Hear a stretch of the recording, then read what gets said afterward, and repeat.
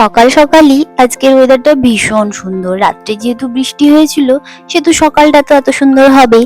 আর এই গাছগুলো, এই সাদা ফুলগুলো কি ভীষণ ভালো লাগছে দেখো।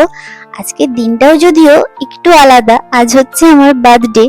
তো সকাল সকাল মায়ের সঙ্গে কথা বলা দিয়ে দিনটা শুরু হয়েছে, যেরকম নর্মালি আমার দিন শুরু হয়। আর এবারের বার্থডে নিয়ে না সেরকম কোনো কিছুই ভালো লাগছে না। নর্মালি আমি বার্থডে নিয়ে ভীষণ এক্সাইটেড থাকি প্রতিটা বার, কিন্তু এবার কি জানি কেন সমস্ত কিছুই বাদ দিতে ইচ্ছে করছে। আর এখানে দেখছি পার্সেল গুলো কবে থেকে পড়েই আছে, সেটাও আমার খোলার আর সময় হয়ে উঠছে না। তো টুকটাক কিছু খেয়ে নিলাম, কারণ এবার বেরোবো। কাল যেহেতু কেক আনতে যাওয়া হয়নি, তো ওর এখন বায়না কেক আনতে যেতে হবে, তো সেটার কারণে বেরিয়ে পড়েছি। আর প্রথমেই চলে এসেছি একটা সেলনে, আমার জন্য না, ওর হেয়ার কাট করাতে। পাশেই যেহেতু স্টোরটা আছে কেকের, তো ভাবলাম এখান থেকে হেয়ার কাটটা সেরে নেওয়াই যাক। আর একখানে আমাদের কাজ হয়ে গেছে মোটামুটি, এখন যাচ্ছি পাশেই পাবলিক্স আছে, সেখানের থেকেই আমরা কেকটা নেব। এখানকার কেক আমাদের ভীষণ ভালো লাগে, কেক বলে না, এখানকার সমস্ত বেকারি আইটেমই আমাদের ভালো লাগে। তো কেকের সেকশনে এসে দেখি সমস্তই বড় বড় কেকে ভর্তি, ছোট কেকের অপশন ভীষণ কম। তার উপরে বার্থডে রিলেটেড তো কোনো সেরকম কেকই পাওয়া যাচ্ছে না, কারণ কাল যেহেতু এখানে ইন্ডিপেন্ডেন্স ডে, তো সেই রিলেটেডই সমস্ত কেক আছে। আর এই সমস্ত কেক দেখতে দেখতে এই কেকটা আমি ওকে দেখাচ্ছি, আগের ইয়ারে না এরকমই একটা কেক নিয়েছিলাম। তো দেখো এখানে এই ইন্ডিপেন্ডেন্স ডে উপলক্ষে কত রকম কেক আছে। আর এরপর দেখি ওই বেলুনের সেকশনে চলে এসছে, ও এখান থেকে আমার জন্য বেলুন নেবে।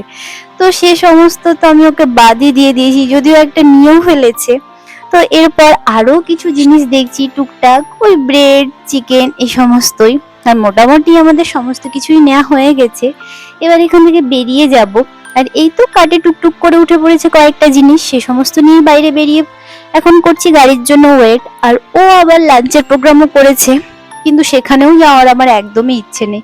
আমার ইচ্ছে আজকের দিনটা একদমই সাদামাটা ভাবে কাটাবো। তো যাই হোক, গাড়ি চলে এসছে, উঠে পড়েছি। আর দেখো কি কালো করে মেঘ করে আছে, মনে হচ্ছে যেন বৃষ্টি নামবে। আর যেই না বাড়ি ঢুকেছি, মুষলধারে বৃষ্টি স্টার্ট হয়ে গেছে। তো বাড়ির থেকে এরকম মুষলধারে বৃষ্টি হলে তো দেখতে বেশ ভালো লাগে, সে সমস্ত দেখতে বেশ ভালোই লাগছে। আর লাঞ্চের প্রোগ্রাম তো অলরেডি ক্যান্সেল করেই দিয়েছি, কাজেই বাইরে যাওয়ারও কোনো সিন নেই। আর এই তো সাদামাটা লাঞ্চ একটা চটপট করে ফেলেছি, এখন এটাকেই খেয়ে নেওয়া যাবে। আর মায়ের আবদারে পরে আবার আমাকে করতে হয়েছে একটু পায়েস, ওর জন্য একটু চিকেন, আর আমার পছন্দের ফালুদা। এই সমস্ত করে রেখেছি সন্ধ্যেই খাবো বলে। আর সন্ধ্যের সময় একটু রেডি হয়ে গেছি, যতই হোক বার্থডে গার্ল বলে কথা, একটু তো রেডি হতে হবেই, তাই না? তো এখানে আমি আবার দেখছিলাম যে হ্যাঁ ঠিকঠাক একটু রেডি হতে পেরেছি কিনা। সেরকম কোনো প্ল্যান নেই, যেরকম নর্মালি দুজনে কাটাই সেরকমই কাটাবোই ঠিক করেছি। তো এখানে কেক কাটিং এর সময়ও হয়ে গেছে, কিন্তু যেরকম প্ল্যান ছিল সেরকমটা একদমই হয়নি। হঠাৎ আমাদের এক ফ্রেন্ড সারপ্রাইজ দিতে এসছে, তো আমরা এখন দুজন থেকে তিনজন অলরেডি হয়ে গেছি। আর এখানে কেক কাটিং তো স্টার্টও হয়ে গেছে, তো চলো কেকটা এখন কেটে নেওয়া যাক।